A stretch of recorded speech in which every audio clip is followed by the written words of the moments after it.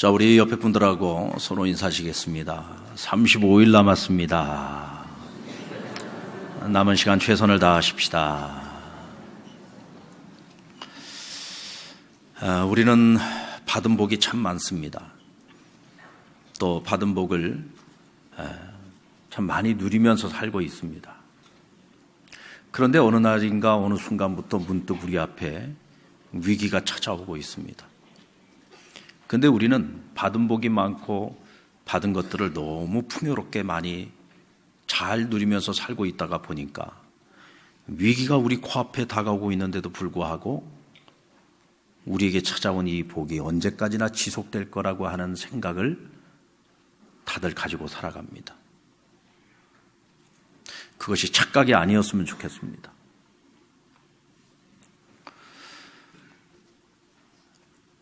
개구리를 미지근한 물에다가 담궈서요, 물을 살살 끓입니다.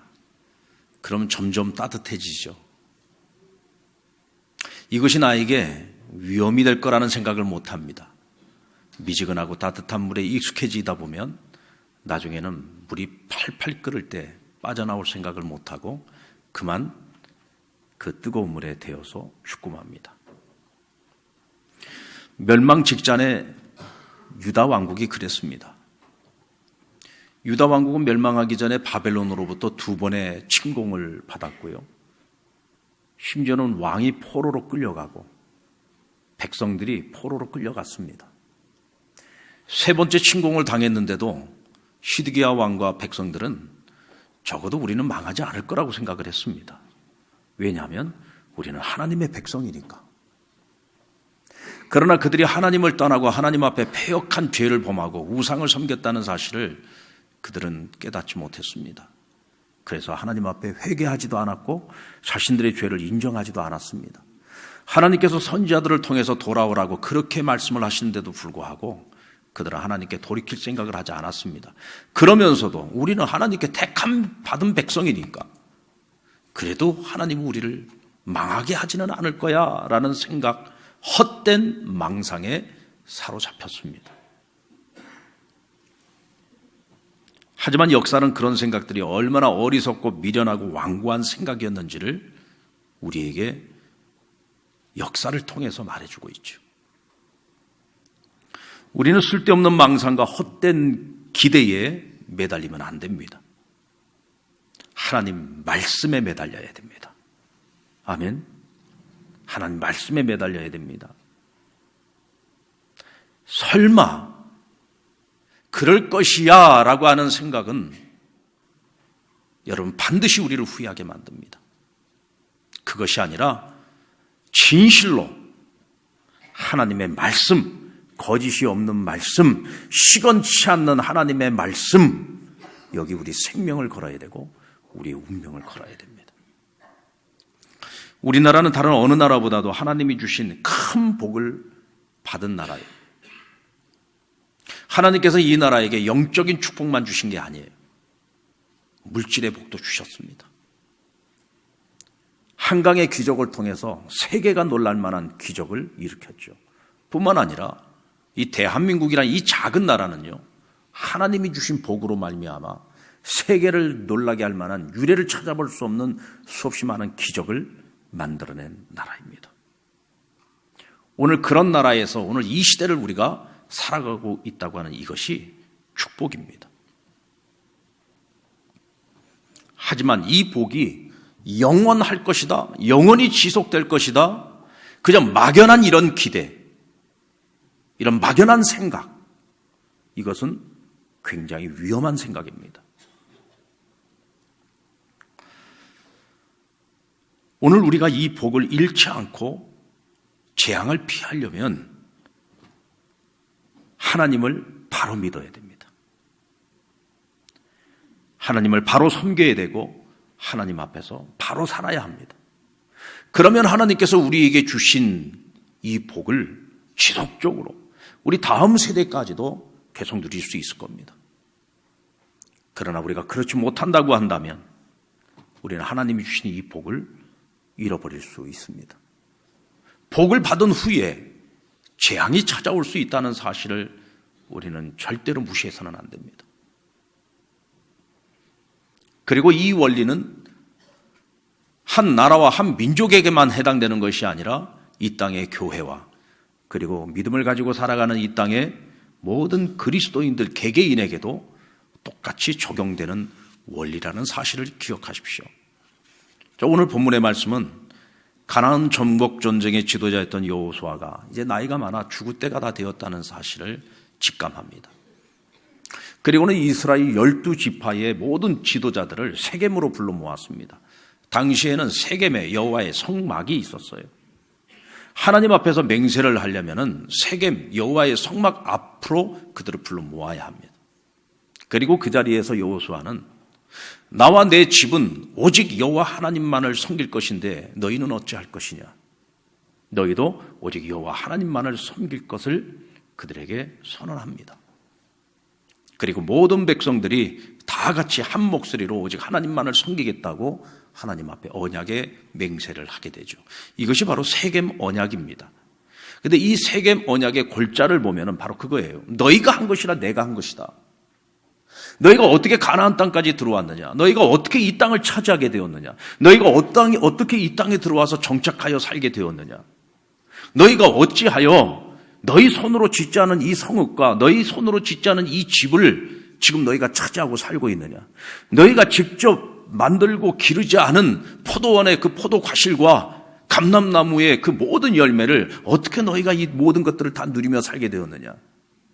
너희 손으로 한 것이 아니라는 거죠. 하나님의 손으로 하셨다는 겁니다. 너희가 그것을 잊지 말고 그것을 반드시 기억해야 한다. 이제 너희가 결단하라. 너희가 이 가나안 땅에 가짜 신을 섬길 것이냐, 아니면 여호와 하나님 참 신이신 여호와 하나님만을 섬길 것이냐. 결단하라는 것입니다. 내일 할 것이 아니라 오늘 너희가 이 자리에서 결단하고 하나님 앞에 맹세하고 하나님과 언약을 쌓자는 것이죠. 이때 모든 백성들이, 모든 대표들이 우리도 오직 여호와 하나님만을 섬기겠다고 맹세합니다. 이 맹세 앞에서 여호수아가 하나님의 말씀을 전합니다. 우리 20절 말씀을 같이 읽어볼까요? 20절 시작. 만일 너희가 여호와를 버리고 이방 신들을 섬기면 너희에게 복을 내리신 후에라도 돌이켜 너희에게 재앙을 내리시고 너희를 멸하시리라 하니. 너희에게 복을 내리신 후에라도 너희가 하나님을 버리고 너희가 이방신을 섬기고 가짜신을 섬긴다면 하나님께서 너희를 진멸하실 수도 있고 너희에게 재앙을 내릴 수도 있다는 거예요. 지금 너희에게 주어진 그 복에 취해 있지 말라는 것이죠. 하나님께서 하나님의 백성인 너희들, 복을 내렸던 너희 이 백성들에게도 하나님이 재앙을 내리실 수 있다는 사실을 절대로 잊어서는 안 된다는 거예요. 여러분, 이 말씀이 이스라엘에게만 유효한 말씀은 아닙니다. 하나님께서 오늘 이스라엘 백성들에게 이 말씀을 주시는 것이요, 자기 백성을 그저 겁주려고 하시는 말씀이 아니라는 것을 우리는 역사의 기록을 통해서 알고 있죠. 불과 한 세대가 지나지 않아서 이스라엘 백성들은 자기들의 입으로 맹세했던 모든 것들을 전부 다 파괴해버리고 맙니다. 오직 여호와 하나님 한 분만을 섬기겠다고 고백했던 그들의 입술을 가지고 그들이 하나님을 버리고 가짜 신을 섬기기 시작합니다. 가나안의 신들을 섬기기 시작했습니다. 그 백성들이 범하는 그 모든 악행을 그들이 뒤따르기 시작했습니다. 그리고 하나님께서 약속하셨던 대로 내가 너희에게 재앙을 내릴지도 모른다라고 하셨던 그 모든 재앙들이 그들이 살아가는 그 시대에 끊임없이 그치지 않고 그들에게 재앙이 임한 것을 우리는 역사를 통해서 알고 있습니다. 여러분, 오늘 우리가 예수님을 믿고 구원받고 하나님의 자녀가 되었습니다. 우리는 하나님, 한없는 하나님이 주신 그 은혜를, 언약의 축복을 누리면서 살아가고 있습니다. 그런데 여러분 기억하십시다. 우리가 하나님을 떠나 살면, 우리가 하나님을 제대로 섬기지 못하고 세상을 사랑하고 세상의 가짜 신들을 만약 우리가 섬기면서 살아간다고 하면 우리에게도 이스라엘에게 내렸던 그 재앙이 똑같이 내릴 수 있습니다. 우리 시대가 지나고 다음 세대가 도래했을 때 그 다음 세대에 끊임없는 재앙이 찾아올 수도 있다는 것입니다. 자, 그렇다면 우리가 어떻게 해야 복을 받은 후에 재앙을 겪게 되는 이 불상사를 피할 수 있을까요? 우리는 먼저 하나님이 거룩하시고 질투하시는 하나님이라는 사실을 기억해야 합니다. 우리 19절 말씀 같이 읽어볼까요? 시작. 여호수아가 백성에게 이르되 너희가 여호와를 능히 섬기지 못할 것은 그는 거룩하신 하나님이시요 질투하는 하나님이시니 너희의 잘못과 죄들을 사하지 아니하실 것입니다. 하나님은 질투하시는 하나님이라고 했습니다. 하나님은 유일하신 창조주이시면서 유일한 구원자이십니다. 신은 오직 하나님 한 분이십니다. 아멘. 다른 어떤 신들이 있는 게 아니에요. 세상의 모든 신들은 다 가짜입니다. 인간이 자기 욕망의 투여로 만들어낸 것입니다. 오직 신, 이 세상을 창조하시고 만물의 주인 되시고 역사의 주관자가 되시는 분은 오직 여호와 하나님 한 분이십니다. 오늘 성경은 우리에게 그것을 분명히 말씀하고 있어요.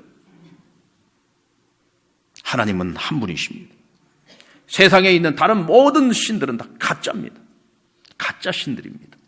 자, 우리가 그리스도인으로 이 땅을 살아갑니다. 우리가 입만 열면 하나님을 찬양할 때마다 또 우리가 입술로 고백할 때마다 주님, 우리는 주님 한 분이면 족합니다. 늘 고백하잖아요. 그냥 버릇처럼 고백하면서 살지 않습니까? 주님은 한 분이면 족하다고. 그러면서 정작 우리가 살아갈 때 보면은요, 하나님이 진짜 신이 아니라 돈이 진짜 신이에요. 하나님이 나를 행복하게 해주는 것이 아니라 돈만 많으면 행복해질 거라는 생각을 하고 살아가요. 그래서 심지어는 우리 믿는 사람들조차도 돈, 그리고 돈에다가 인생의 모든 걸 다 쏟아부으면서 살잖아요. 그게 뭐냐? 만몬신입니다. 하나님께서 그런 우리를 보실 때 얼마나 기가 막히겠습니까?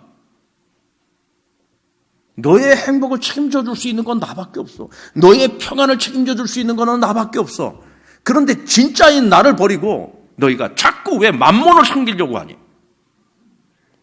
이때 하나님이 재앙을 내리시는데 이 재앙은 여러분 우리를 망하게 하려고 하는 것이 목적이 아니라 우리를 살리기 위한 거예요.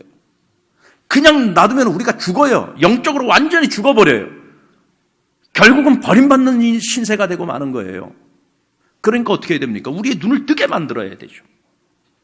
우리가 진짜인 줄 알고 믿고 있었던 그것이 가짜라고 하는 것을 우리가 눈이 밝아져서 그걸 볼 수 있어야 돼요. 그래서 하나님이 재앙을 내리시는데 하나님이 질투하는 모든 것들을 다 걷어버리십니다. 우리 여러분 제대로 사랑하고 살아야 됩니다. 돈을 사랑하면 하나님이 돈을 다 걷어가십니다.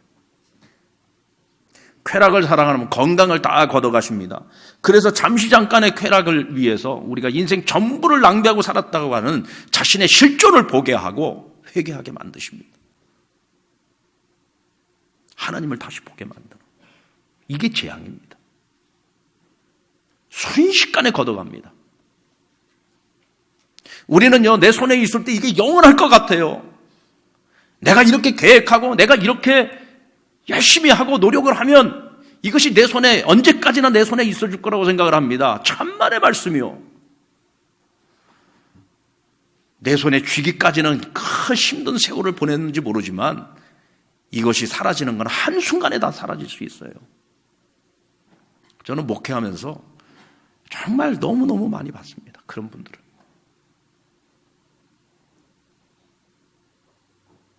한순간에 사라져요.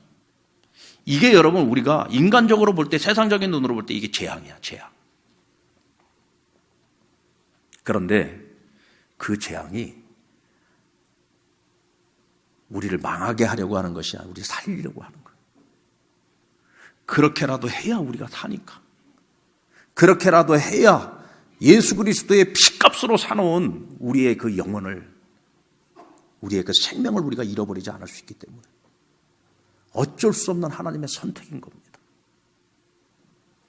사랑하는 여러분, 하나님께서 우리에게 주신 복을 우리가 스스로 잃어버리면 안 되지 않습니까?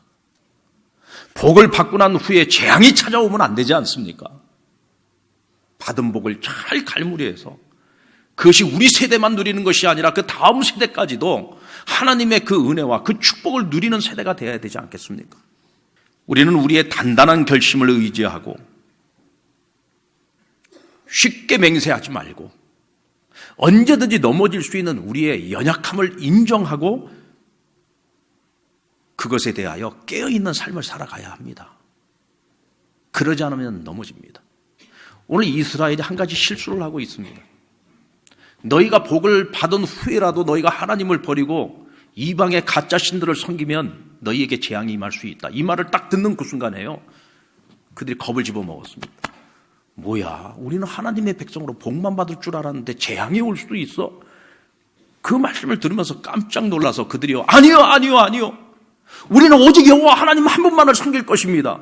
생각할 겨를도 없이 입술을 열어서 절대로 아니라고, 우리에게 절대로 그런 일이 일어나지 않을 거라고, 우리는 오직 여호와 하나님 한 분만을 섬길 거라고 맹세를 합니다. 그리고 우리 자신이 증거라고까지 고백을 했습니다. 돌을 세워놓고 여호수아는 뭐라고 말했습니까? 너희가 한 이 맹세를 이 돌들이 다 들었다. 오늘 하나님께서 너희에게 말씀하신 이 모든 하나님의 말씀을 이 돌들이 다 들었다. 그들이 증거라는 거예요. 근데 여호수아는요, 19절 말씀해 보면 너희가 여호와를 능히 섬기지 못할 것이다 라고 먼저 전제를 하고 시작을 합니다. 너희는 온전히 하나님을 섬기지 못할 것이다. 능히 하나님을 섬기지 못할 것이다. 왜 이런 말을 하고 있는 걸까요? 여호수아는 익히 이 백성들을 너무 잘 알기 때문에 그래요. 출애굽 당시부터 광야 40년을 같이 하면서 또 가나안 정복 전쟁을 치르는 동안 이 백성들이 하나님 앞에 한 맹세를 얼마나 쉽게 갈아엎어 버리는지, 얼마나 자신들의 입으로 한 그 맹세를 쉽게 어기고 거역하는지 수도 없이 봤거든요. 그런데 이들은 또다시 아무 생각 없이 절대로 그럴 리가 없다고. 여러분, 우리 아이들을 보면은 애들이 어렸을 때 뭐 잘못한 게 있어서 엄마가 매를 딱 들면 애들이 어떻게 해요? 엄마 다시는 안 그럴게요. 다시는 안 그럴게요. 이 아이들이 깨달아서 다시는 안 그러겠다는 거예요? 아니면은 그냥 위기를 넘기려고 다시는 안 그러겠다는 거예요? 깨닫고 다시는 안 그러겠다고 했으면은 다시는 안 그래야 되는데 돌아서면 또 그 짓을 하고 있어. 그건 뭐예요? 위기만 넘기려고 하는 거예요. 이게 성숙하지 못한 겁니다. 오늘 지금 이스라엘의 모습이 딱 그 모습이란 말이죠. 그렇게 쉽게 잘 넘어지면서, 그렇게 맨날 하나님 말씀을 갈아엎어버리면서 지금 자기 자신들을 보지 못하고 있는 거예요. 그러니까 모세가 그 백성들을 보고 뭐라고 그랬습니까? 너희는 목이 곧은 백성이다. 목이 곧다는 말은 교만하다는 얘기예요. 교만한 백성은요, 자기 자신에 대해서 과대평가를 합니다. 우리가 얼마나 연약한 존재인지를 알지 못하고 자꾸 우리는 할 수 있다고 말한 지 한 세대도 지나지 않아가지고 그 맹세를 다 깨트려버리고 말았어요. 그 결과는 너무나 뻔한 것 아닙니까? 맹세를 할 때는요, 깊이 생각하고 맹세해야 돼요. 그러니까 오늘 내가 내 입술로 토해내고 있는 이 단단한 결단을 의지하고 살면 안 돼요.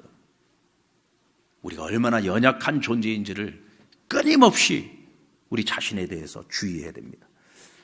그러나 우리가 이것은 할 수 있어요. 마음만 먹으면 할 수 있는 게, 매일매일 하루를 시작할 때 여러분들 하나님 말씀을 묵상하십시오. 그날 하나님이 나에게 신선하게 그날 나에게 주시는, 마치 하루살이처럼, 오늘 이 하루밖에 살지 못하는 이 하루살이가, 이 하루를 최선을 다해서 살잖아요. 마치 하루살이처럼 그날 하나님이 그날 나에게 새롭게 주시는 그 하나님의 말씀을 붙들고 그날 하루를 살아내는 거예요. 그냥 우리가 인생이 뭐 70이다 80이다 이렇게 너무 길게 보지 말고요, 정말 그날 하루하루를 하나님이 주시는 말씀 앞에서 그 말씀을 붙잡고 우리가 하루하루를 살아낸다고 한다면 적어도 우리가 하나님 앞에서 흔들리지 않고 살 수 있지 않겠습니까? 오늘 우리가 하나님 앞에 드려지는 그 맹세와 그 결단이 흔들리지 않고 우리가 보다 견고한 삶을 살아낼 수 있지 않겠습니까?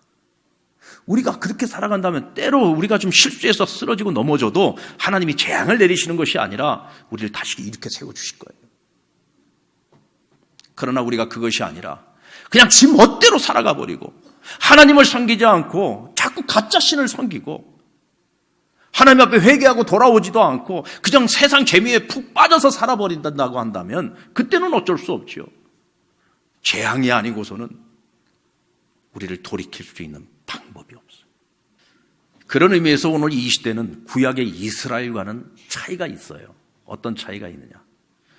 구약의 이스라엘 시대는 앞선 세대, 하나님의 은혜를 기억하는 세대들이 다 죽고 나니까 그 다음 세대들이 하나님을 몰라가지고 끊임없이 시험을 당하고 고난을 당했던 거죠. 그런데 여러분, 오늘 우리가 살고 있는 이 시대는 어떤 시대입니까? 성령 시대입니다. 하나님께서 우리에게 성령을 보내셨어요. 성령은 잠시 머물다가 떠나는 분이 아니라 우리 가운데 한번 임재하시면은 끝까지 우리를 책임지시고 끝까지 우리 안에서 우리를 지도하시고 가르치시고 교훈하시고, 그래서 우리가 하나님을 떠나지 않고 하나님 앞에서 살아갈 수 있도록 우리 안에서 우리를 도와주시는 보혜사란 말이죠. 아멘. 자, 내 안에 성령님께서 임하셔서 오늘날 우리 한국교회에 영적인 부흥을 일으키고 이 나라가 복을 받은 것처럼 우리 다음 세대도 그들이 하나님을 떠나지 않고 하나님 앞에서 살아간다면 똑같은 성령님께서 그들 안에 계셔서 성령님이 그들을 가르치실 것이고 지도할 것이고 그들의 길을 인도하셔서 하나님이 이 부흥의 날들이 멈추지 않고 지속될 수 있도록 성령님께서 그들을 만들어 가실 거라고 저는 믿습니다. 왜 그렇습니까? 성령은 합력하여 선을 이루시는 분이기 때문에 그렇습니다. 그런데 우리 시대에 다른 것이 아니라 영적 부흥이 없으면, 우리 시대에 지금 이 영적 부흥이 없으면 다음 세대 희망 없어요. 다음 세대의 영적 부흥이 지속되려면 오늘 이 시대의 영적 부흥을 반드시 우리가 만들어내야 됩니다. 근데 그 영적 부흥을 가지고 오실 수 있는 분 성령님밖에 없어요. 그래서 오늘 우리가 성령님을 열심히 찾아야 됩니다. 성령님의 마음에 합당한 삶을 살고자 우리가 애써야 되고, 믿는 자로서 우리가 나라와 민족을 위해서 지금 해야 하는 일들이 있다면 그것을 외면하는 것이 아니라 우리가 지금 해야 하는 겁니다. 그래야 우리가 다음 세대에게 더 나은 나라를 물려줄 수 있습니다. 우리나라도 역시 마찬가지입니다. 여러분, 교회가 왜 텅텅 빌까요? 믿는 자들이 복음 전하지 않으니까 그렇게 되는 겁니다. 복음 전해야 되는 기본적인 사명을 우리가 감당하지 않으면 어쩔 수 없이 교회는 텅텅 비게 되어 있습니다. 교회가 텅텅 비면은 영적인 가뭄이 오겠죠. 영적인 가뭄이 오면 당연히 찾아오는 것이 무엇입니까? 나라의 기근이 오는 겁니다. 망하는 거죠. 오늘 저와 여러분에게 이 나라의 운명이 달려 있는 거예요. 지금 이 시대에 무슨 수적인 부흥을 이야기하느냐는 분들도 있습니다. 그래서 어쩌자는 겁니까? 왜 수적인 부흥이 일어나지 않습니까? 인구가 줄기 때문입니까? 아닙니다. 우리가 복음을 전하지 않기 때문입니다. 복음 전하는 것은 우리에게 하나님이 주신 사명인데 우리가 그 사명을 감당하지 않으니까 교회의 빈자리가 늘어나는 겁니다. 나중에는 텅텅 비게 될 겁니다. 영적인 가뭄은 해결할 방법이 없습니다. 그날이 오기 전에 우리는 지금 할 수 있을 때, 하나님 우리에게 기회를 주셨을 때 복음을 열심히 전해야 됩니다. 복음만이 생명을 살릴 수 있습니다. 복음만이 사람을 살릴 수 있습니다. 더 좋은 나라를 만들기 위해 오늘 우리가 지금 해야 하는 일을 멈추지 말아야 됩니다. 지금 우리가 할 수 있는 일들을 회피하면 안 됩니다. 우리가 할 수 있는 일들을 해야 합니다. 막을 수 있을 때 막아야 되고 건질 수 있을 때 건져내야 됩니다. 너무 깊이 빠져서 이제는 동아줄을 내려도 잡을 수 없는 지경이 돼버리면 그때는 희망이 없기 때문입니다. 사랑하는 여러분, 저는 이 나라, 이 땅의 하나님의 교회, 그리고 우리 믿는 자들 뿐만 아니라 이 나라의 모든 백성들이 복을 누렸습니다. 그런데 복을 받은 후에 재앙이 올까 두렵습니다. 그것을 막고 하나님이 주신 그 복이 지속될 수 있도록 오늘 우리가 해야 할 그 일에 최선을 다할 수 있는 저와 여러분 되기를 주의 이름으로 축원합니다.